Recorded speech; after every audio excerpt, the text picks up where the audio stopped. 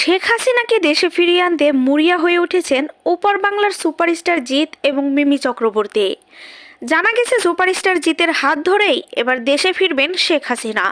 বিস্তারিত জানাচ্ছেন তাসলিমা নূরের রিপোর্টে। লড়াই করতে হবে কেন, এটা তো প্রাপ্য। বাংলাদেশের রাজনৈতিক পরিস্থিতি দেখে মুখ খুললেন মিমি চক্রবর্তী। মিমি বলছেন, দেশের যে পরিস্থিতি এটা শেখ হাসিনা ছাড়া কেউ নিয়ন্ত্রণ করতে পারবে না।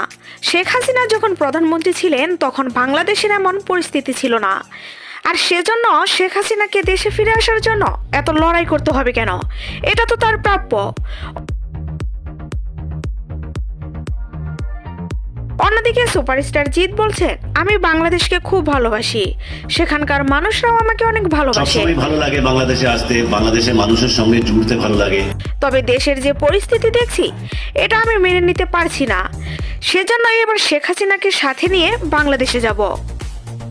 আজকে অ্যালার্ম বাজার আগে নিজে নিজে উঠে পড়েছিলাম, কারণ বাংলাদেশ আসছি বলে। সবসময় ভালো লাগে বাংলাদেশে আসতে, বাংলাদেশের মানুষের সঙ্গে জুড়তে ভালো লাগে।